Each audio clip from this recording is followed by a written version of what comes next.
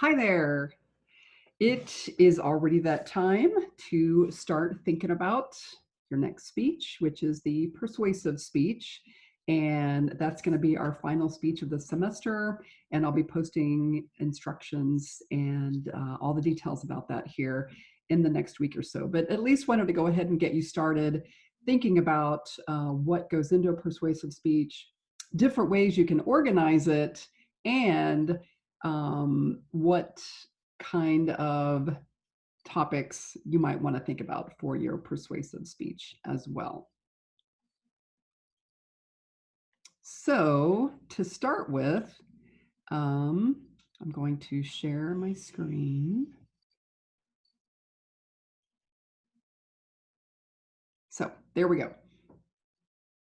So what you're attempting to do with your persuasive speech is changing somebody's beliefs, getting them to act, getting them to maybe think different about something, or to reinforce maybe what they already think about a topic. So for that reason, ethics do play a major part. You don't want to try to change somebody's mind for the wrong reason. You don't want to get them to do something that might cause them harm. And there's definitely some ethical ways that you want to go about persuading. So if I try to change your mind right now on maybe how you feel about a certain topic, say how you feel about capital punishment, you probably have a pretty strong belief about something like that. Am I going to be able to completely change your mind in a 7-minute speech? Probably not. If I tried to change your mind in, telling you, hey, this is why you should exercise because of all these reasons. If you're a person that doesn't like to exercise, you're probably not going to go out and exercise just because I told you. You might think about it a little bit more. You might consider it. So that's the way you have to consider giving your persuasive speech as well, to maybe take somebody that's over here slightly opposed and maybe make them neutral. Or if they're moderately in favor, maybe make them strongly in favor. So you're probably not going to move the needle all the way from here to all the way over here. You're at least going to get people to kind of consider what you're talking about. But completely changing somebody's mind is very difficult. And by the time we're all adults, we pretty much have our own beliefs and values and things that we like to do and don't do. And it's pretty hard to change those. So just wanted to keep that in mind. Also, when you're persuading, keep in mind you're kind of playing a game as you're speaking, getting the audience to follow along with you and start considering what you're having to say. They might be arguing with you in their mind. They might not really believe you. They might not think you have credibility to talk about this thing. So those are all things that you need to consider when you're organizing your speech. Okay, how can I have good credibility with this? How can I show that what I'm saying is in fact true? Do I have good documentation? Am I citing my sources? So those will all help you have good mental dialogue with the listeners as well. You obviously want to think about who your audience is. I know normally in this class you're giving a speech in front of people, but keep it in mind. You're giving it to students. You're giving it to people probably around your age for the most part. So 3 different primary kinds of persuasive speeches: your question of fact, question of value, and question of policy. And we're going to go through those so you'll know which one your speech is going to be. So if you were persuading a question of fact, you're basically going to be dealing with whether or not something is true or false. I'm going to persuade you that the world is flat. Okay, I'm going to have a hard time probably persuading you. I'm going to try to persuade you that global warming is in fact a real thing. All right, show me some facts. Get me to believe that, or it's not a real thing. Either way. So an example, I'm going to persuade my audience that an earthquake of 9.0 or above on the Richter scale will hit California in the next 10 years. Okay, fact or not, true or false.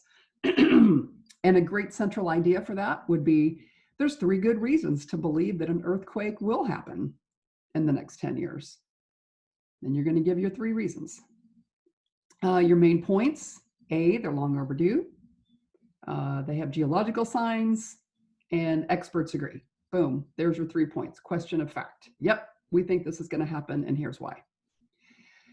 Next type of persuasive speech is question of value. Doing what's right, having an action, and whether an idea was right or wrong. For example, I'm going to persuade my audience that elephant trophy hunting is legally and morally wrong. Central idea: elephant trophy hunting violates international accords and our duty to treat animals humanely. Value is a hard one to persuade, but if you can do it and do it well, it's a beautiful thing. So if you believe something passionately and, to your core, from your heart, and you have good facts to back it up, that would be a great speech. They're usually some of the best ones if you can pull it off. So maybe give that some thought with something you believe in, with something that you are very passionate about that you would like to try to persuade others about. So your main points example: trophy hunting violates accords. The trophy hunting violates what moral philosopher Immanuel Kant said is our duty to treat animals humanely. Boom. So, question of policy, 3rd type of persuasive speech. I rarely see these because they are a little bit more difficult. You're trying to persuade somebody to take an action or not take an action. That's why it's difficult, because to get somebody to actually act on something is pretty difficult. Most people don't want to go act on something just because somebody else told them to. So an example, I want to persuade my audience to donate to the Wounded Warrior Project. Some of these can be really good. I'm going to persuade my audience to donate blood. I'm going to persuade my audience to vote.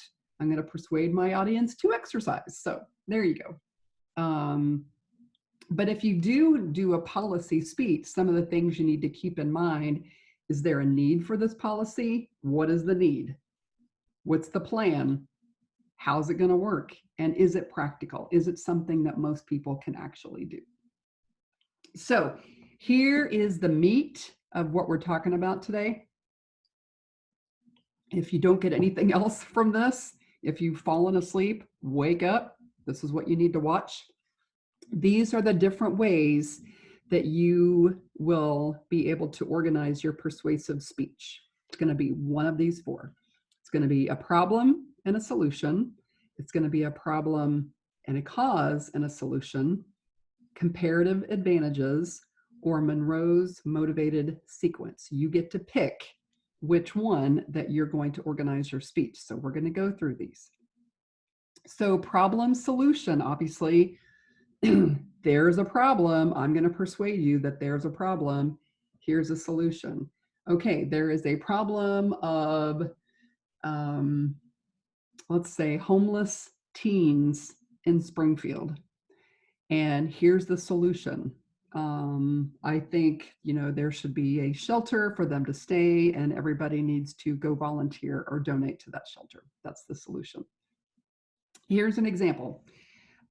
Persuade my audience that Congress should pass legislation that will reduce lead levels in the water. Here's your central idea: because lead in the water is a problem, they should pass this. So if you do a problem solution, your 2 main points are going to be the problem and the solution. Lead in the water is a problem. Solving the problem requires action by the federal government. You could do anything like, let's say there is a problem, right now, topically, with the coronavirus, there's a problem of not enough test kits for people. What's the solution? The government probably needs to help with that and take action, right? Too many puppy mills. What's the solution? Don't adopt from puppy mills. Okay, second way to organize your persuasive speech: Problem, cause, solution. Got to have a problem. What's the cause and what's the solution? So if your persuasive speech was a problem of rampant diabetes in America, the percentages are getting higher and higher. What's the cause? A lot of times diet, exercise, eating too much sugar, too many carbs. So what's the solution? Don't eat too much sugar, too many carbs, that kind of thing. So problem, cause, solution. An example, persuade my audience that action is required to deal with the problem of childhood obesity. Central idea, it's a serious problem that can be controlled with diet and exercise. Here's your main points: problem, obesity; cause, two different major causes; solution, dealing with both the causes.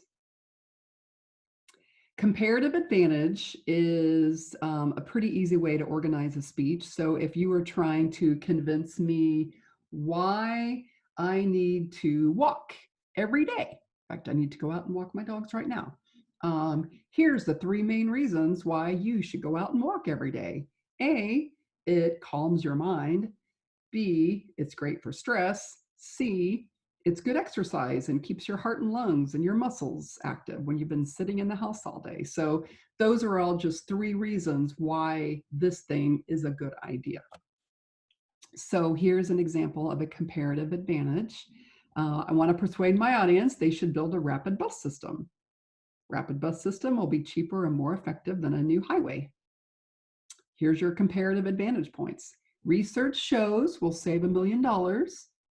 Research models also show that it will reduce traffic. Boom. So you're just giving your comparative advantage speech, you're just giving us reasons why we should be persuaded about this thing.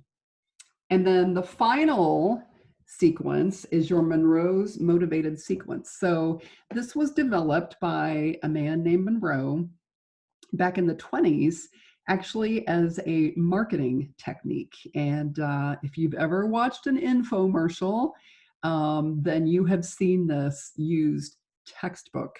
And most advertising still today uses this sequence. And if it's the best model for persuading, it's the best model to create action and to get somebody to do something or to buy something or to believe something. Here's how it works. So it's got to have these 5 elements here for the motivated sequence. You've got to have an attention getter off the bat, and there's got to be a need or a problem that gets our attention that we need to act on. Then you've got to provide the solution. Then you've got to provide some visualization. Wow, if you do this thing, if you buy this thing, this is how much better your life is going to be. And then call to action. Do this. Call now. Gosh, I think of all the pharmaceutical commercials that we see on TV all the time now. They all follow this. Do you have the symptom? Does your hair fall out? Well, you need to fix it. You want to have hair, right? Well, order this pill and it's going to fix your hair falling out. Imagine how less self-conscious you're going to be if you have hair. Imagine you might actually get a boyfriend or a girlfriend. So call now, order this kit, order this pill, and your hair is not going to fall out anymore. So you get the idea. So an example, persuade my audience to take class notes by hand instead of on a computer. Central idea, you can learn more and get better grades if you take class notes by hand rather than with a computer. Here's your points, your attention. A lot of us use computer to take notes.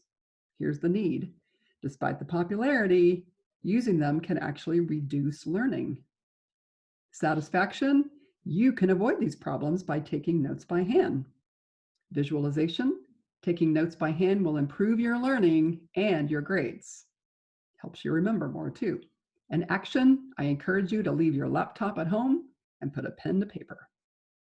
So that is the quick lesson on organizing your persuasive speech and the different types of persuasive speeches.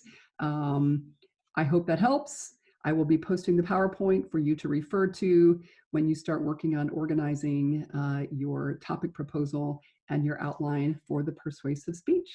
Thank you so much for watching and have a great day.